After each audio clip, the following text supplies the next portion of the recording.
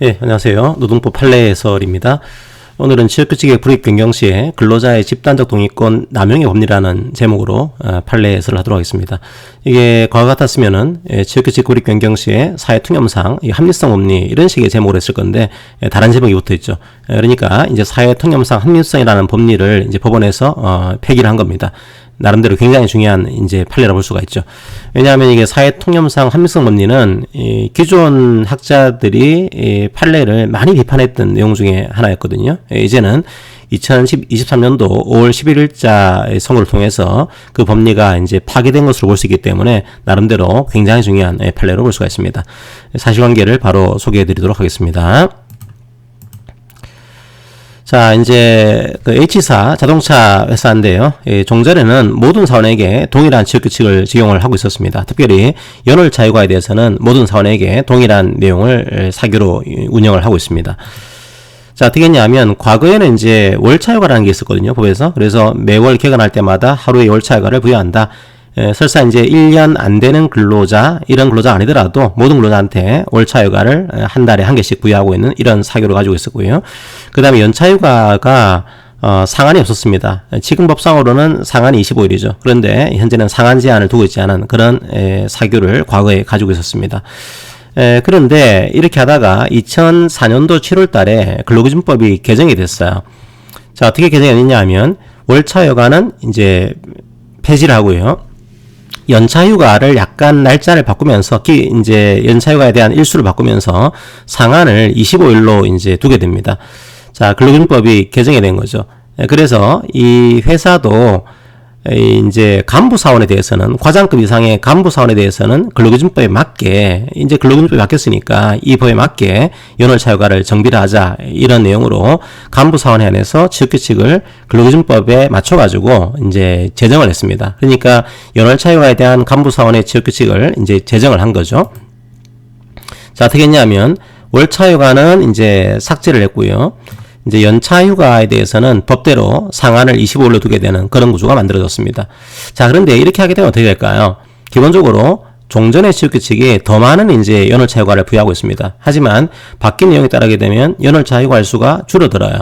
이제 수당이 다운될 수 있는 거죠. 그것 때문에 이걸 바꾼 다음에 한 얼마 지나고 난 다음에 기본급을 좀 인상을 해서 이 수당을 좀 보존해 주겠다. 즉 떨어진 연월차 수당을 보존해 주겠다. 이런 시도를 한 그런 이제 사례가 있습니다.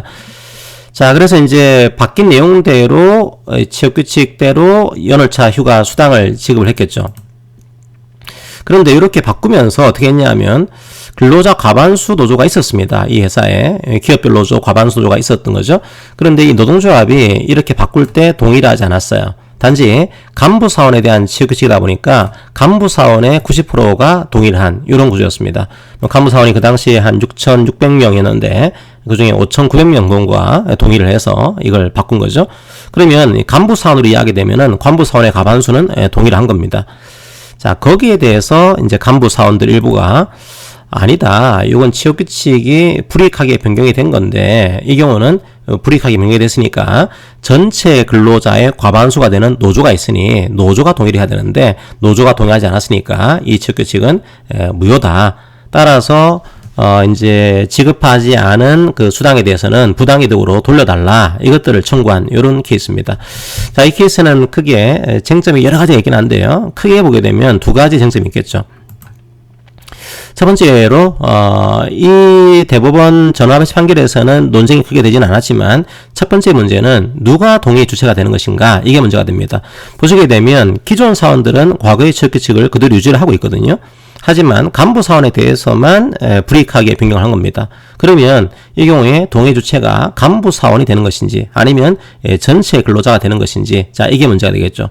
만약에 간부사원만 동의 주체가 된다고 한다면 간부사원의 과반수는 동의를 한 겁니다. 하지만 이게 전체 근로자가 동의 주체가 된다고 한다면 전체 근로자 과반수로 되어 있는 노동조합이 동의를 해야 되는 구조입니다. 그런데 그 노조가 동의하지는 않은 거예요.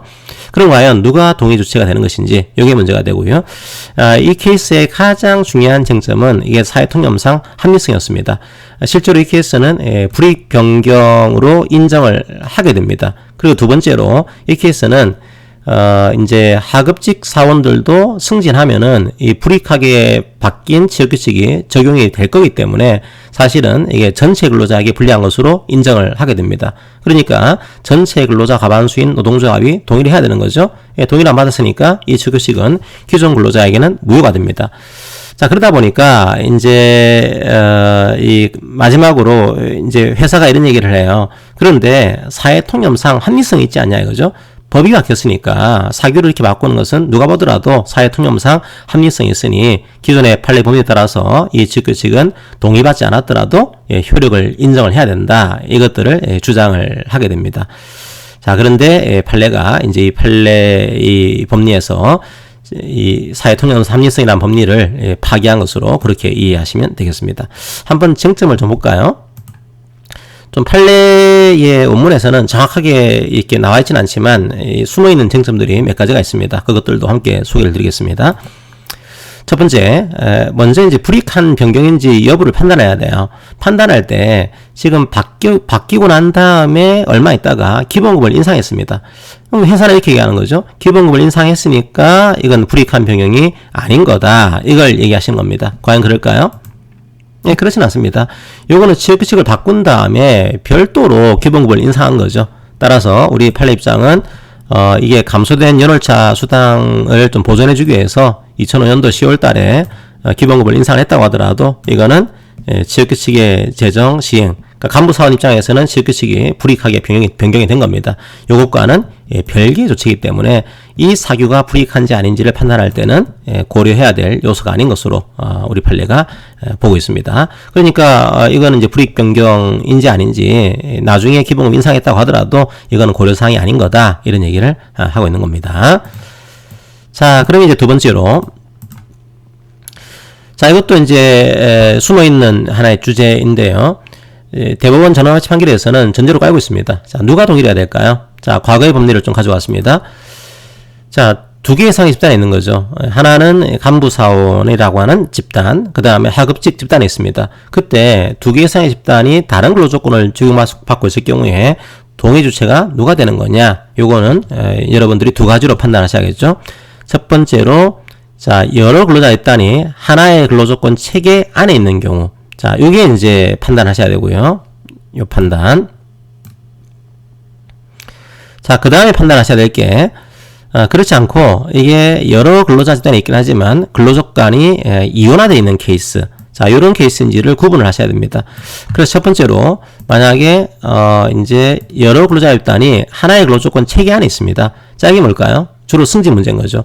지금 당장은 불이익하지 않더라도, 즉 지금 당장은 일부의 집단만이 불이익을 받고 있다고 하더라도 향후에 뭐 승진하게 되면은 이 바뀐 취업규칙 적용이 예상되고 있다. 이런 경우에는 하급 직원도 불리한 겁니다. 그래서 그런 경우에는 당장 불리한 집단 플러스 불리할 것이 예상되는 집단, 그 집단을 포함한 전체 근로자 집단이 동의 주체가 되는 구조입니다. 자, 이 케이스는 여기에 해당하겠죠. 여기에. 그러니까 간부사만 불리한 게 아니고 하급직 직원도 불리한 거기 때문에 전체 근로자의 과반수가 존재하는 노조가 있습니다. 그러니까 그 노조가 동의를 해야 되는 거죠. 자, 그렇지 않고 만약에 근로조건이 이원화되어 있다. 그러니까 당장 불이익을 받는 집단이 존재하고 있고 예상되고 있는 집단이 없어요. 이런 경우에는 당장 불이익한 집단만 동의 주체가 됩니다. 하지만 이 케이스는 뭐 그런 케이스가 아니에요. 따라서 간부사원과 하급직 사원이 다 불이익한 거기 때문에 요 전체 근로자의 과반수가 되는 노조가 있습니다. 그럼 노조가 동의를 해야 되는 겁니다. 정확히는 노조위원장이 동의를 해야 되는 거죠. 근데 동의를 받지 않았어요. 자, 그럼 어떻게 될까요? 네, 그러면 기본적으로 취업규칙의 불이익 변경은 기존 근로자에 대해서는 기득권을 침해하기 때문에 이게 무효가 되는 구조가 만들어집니다. 자, 그때 사용자가 내세울 수 있는 또 하나의 법리가 있었습니다. 그게 뭐였냐면 이제 사회 통념상 합리성이라는 법리였죠. 자, 밑에가 이제 법원의 입장입니다. 당시 간부사원만 불리한 게 아니고 장래에 간부사원으로 승진할 가능성이 있는 이런 직원들까지 포함한 전체 근로자 집단이 동의 주체가 된다. 이런 식으로 판례가 얘기를 하고 있습니다. 자, 그런데 이 우리 판례에 따르게 되면, 과거 판례에 따르게 되면 아무리 동의받지 않았더라도 이게 사회 통념상 합리성이 있다고 한다면 기존 근로자에게 바뀐 취업규칙이 효력이 있다, 이런 법리가 있었어요. 자, 그런데 이 법리는 상당히 비판을 많이 받았습니다. 왜 그런가 하면 우리 법에서는 없는 법리입니다. 그러니까 우리 법에서는 분리하면 동의 이렇게 하고 있거든요. 근데 이 사회 통념상 합리성이라는 법리는 분리하더라도 동의받지 않았더라도 사회 통념상 합리성이 있다라고 한다면 취업규칙을 인정해주겠다, 효력을, 이런 식의 법리다 보니까 이게 너무 사법부가 해석의 한계를 뛰어넘은 것이 아닌가, 이런 비판들이 꽤 많았습니다. 자, 그래서 이걸 좀 파기를 해야 되는 거 아닌가, 이런 논쟁들이 많았거든요. 자, 이제 이 판례에서 그 학자들의 입장을 인정한 것으로 볼 수가 있습니다. 자, 볼까요? 자, 이런 얘기를 하고 있죠. 사회 통념상 합리성이 있다는 이유만으로 효력을 이제 인정하지 않겠다. 즉 사회 통념상 합리성이 있다고 하더라도 이제 동의받지 않았으면은 그 효력을 인정해 주겠다. 이것들을 이제 파기를 한 겁니다. 이유가 뭔가 하면은 사회 통념상 합리성이라는 법리가 상당히 개념 자체가 불확정적입니다. 과연 뭐가 사회 통념상 합리성인 거냐? 개념이 확정적이지 않죠. 그리고 어느 정도가 돼야지만 이 합리성이 인정되는 것인지 당사자가 알기 어려워요. 알기 어렵기 때문에 우리 법 해석이 가지고 있어야 될 가장 중요한 이 철학 중에 하나가 법적 안정성이죠. 그런데 이렇게 하다 보니까 법적 불안정성이 너무 크다라고 하는 이런 약점이 있습니다. 그러니까 어느 정도 구체적인 타당성이라고 하는 장점이 있긴 하지만 법적 불안정성이 너무 큰 겁니다. 이 개념을 받아들이기에는 그걸 이유로 내세웠고요. 두 번째로는 가장 큰 이유 중에 하나죠. 어쨌든 우리 법은 불이익하게 변경할 때는 과반수가 되는 노조가 있으면 그 노조, 없는 경우에는 근로자 과반수가 동의해야 된다, 이런 조항을 두고 있는데 이 법리는요, 사회 통념상 합리성이라는 법리는 뭐 그런 법리에도 불구하고 효력을 인정해 주겠다, 이런 구조인 거니까 강행 규정에 좀 반한다, 이런 치명적인 약점이 존재하고 있습니다. 자, 기타 이게 취업규칙이 동의받지 않았음에도 불구하고 기득권을 사용자가 마음대로 침해할 수 있다고 한다면 헌법 32조 3항 인간의 존엄성을 위한 근로조건의 기준, 혹은 근로자 사용자가 대등한 지위에서 근로조건을 결정해야 된다, 이 근본 취지. 자, 근로조건의 대등 결정의 원칙, 여기에 반한다. 이게 동의받지 않았음에도 불구하고 사측이 마음대로 바꾸는 것들을 용인하고 있는 그런 법리 아니냐, 이런 문제가 있었고요. 네 번째 문제는 이런 얘기를 합니다. 자, 그럼에도 불구하고 어느 정도 이게 내용이 합리성이라고 한다면 인정을 해야 되는 거 아닙니까? 무조건 동의를 받지 않았다라고 한다면 효력이 없다, 이렇게 하게 되면 바꿀 수 없는 거 아닙니까? 뭐 이런 문제가 있는 거죠. 그런데 우리 이 판례가 사회 통념상 합리성이라는 법리를 파기하면서 한 가지를 제시를 하게 됩니다. 그게 바로 집단적 동의권입니다. 만약에 이 법리는 파기했지만 이 집단적인 동의권을 남용했다라고 한다면 이 효력을 동의를 받지 않았다고 하더라도 취업규칙의 효력을 인정할 수 있다, 이런 법리를 내세우고 있거든요. 따라서 이 법리를 파기했다고 해서, 즉 사회통념상 합리성 법리를 파기했다고 해서 취업규칙의 불이익 변경이 항상 불가능하냐? 그렇지 않다는 겁니다. 이게 동의권 남용의 법리를 내세우고 있다는 거예요. 따라서 중요한 내용이죠. 이제는 사회통념상 합리성이 있다라고 해서 효력을 동의받지 않았는데 무조건 효력을 인정하지 않겠다, 이런 법리를 내세우게 됩니다. 아슬아슬했죠. 전원합치 판결인데 이제 7대6으로 이제 판결 결과가 났습니다. 그래서 7에서 사회 통념상 합리성이라는 법리를 파기하는 것으로 이제 결정한 그런 케이스로 볼 수가 있습니다. 자, 그럼 이제 남아있는 문제가, 여전히 이 법리는 파기했지만 만약에 집단적인 동의권을 남용했다라고 한다면 여전히 이 효력을 가질 수가 있는 겁니다. 그럼 과연 그게 뭘까? 이걸 볼 필요가 있겠죠. 자, 이제는 중요한 법리가 사회 통념상 합리성이라는 법리가 아니고 동의권 남용의 법리가 됩니다. 자, 이게 과연 뭘까요? 그죠? 이 집단적 동의권입니다. 이 권리 행사할 때 여전히 신의성실 원칙, 권리 남용 금지 원칙은 여전히 적용돼야 됩니다.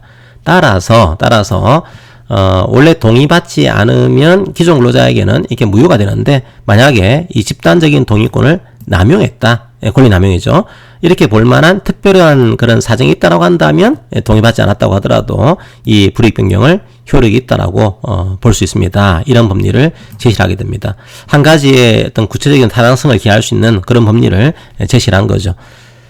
자, 그럼 과연 동의권을 남용했다? 이게 어떤 걸 의미하는 걸까요? 자, 그걸 좀 보도록 하겠습니다. 이게 이제 징계권 남용의 법리랑 굉장히 유사한 구조를 띠고 있습니다. 어떤 케이스인가 하면 법령이 바뀌었습니다. 예시를 하는 거죠. 그 다음에 근로관계를 둘러싼 사회 환경이 바뀌었어요. 자, 무슨 말인가 하면 법령이 바뀌고 환경이 바뀌어가지고 취업규칙을 변경할 필요성이 객관적으로 명백해요. 자, 명백하다 보니까 이제 동의를 받아야 됩니다. 불이익을 바꾸기 위해서는. 그래서 사용자가 이런 객관적으로 명백한 취업규칙을 바꿀 필요성 때문에 진지하게 설득을 하고 있고 노력을 하고 있습니다. 자, 그런데 어쨌든 노동조합이나 근로자들이 이런 객관적인 필요성에도 불구하고 합리적인 근거나 이유 제시를 하지 않고 반대를 하고 있는 겁니다. 이렇다라고 한다면 노동조합이나 근로자들이 집단적 동의권을 남용하고 있다, 이렇게 판단을 하고 있는 겁니다. 그러면은 이거는 그러면 사회통념상 합리성 법리랑 크게 다르지 않지 않습니까? 그렇진 않아요. 이 케이스는 굉장히 엄격하게, 즉 동의권을 남용했는지는 엄격하게 판단합니다. 왜냐하면 원칙이 동의받지 않게 되면 무효가 되는 거죠. 그래서 이 단서 입법 취지, 그 다음에 절차적인 동의권이 갖는 중요성, 이걸 고려할 때 남용했는지는 엄격하게 판단하겠습니다. 이 논리를 가져갑니다.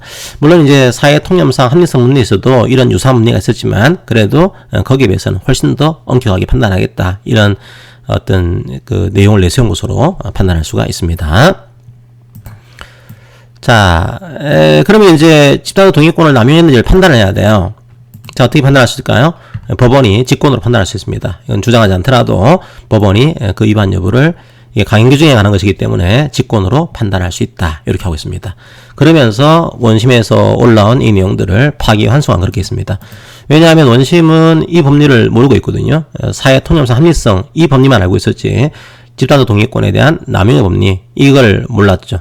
따라서 이제 대법원 입장은 집단 동의권 남용에 대해서 이제 특별한 사항이 있는지 그거를 판단을 해야 되는데 요거를 판단하지 않았기 때문에 단지 사회 통념상 합리성만 가지고 판단했기 때문에 요거를 이제 파기환송한 이런 케이스로 볼 수가 있습니다. 나름대로 굉장히 중요한 판례죠. 그래서 왜냐하면 이 사회 통념상 합리성이라는 법리 자체가 굉장히 논쟁이 많았고 학자들도 비판 많았고 이런 법리였고요. 아까도 봤지만 7대 6으로 이 결론이 달라질 만큼 논쟁이 되었던 그런 판례 법리입니다. 이게 특히나 시험 준비하시는 분들 입장에서는 나올 가능성이 굉장히 높은 이런 이 법리 변화니까 반드시 기억하시기를 바랍니다. 오늘은 좀 내용이 길었네요. 어쨌든 이 법리는 반드시 기억하시고 시험장에 들어가시길 바랍니다. 자, 오늘 판례 강의는 이것으로 마치도록 하겠습니다. 감사합니다.